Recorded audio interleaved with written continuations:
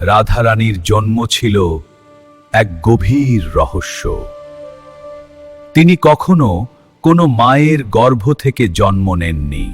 একদিন যমুনায় স্নান করতে গিয়ে মহারাজ বৃষভানু দেখলেন এক উজ্জ্বল সোনালী পাত্র।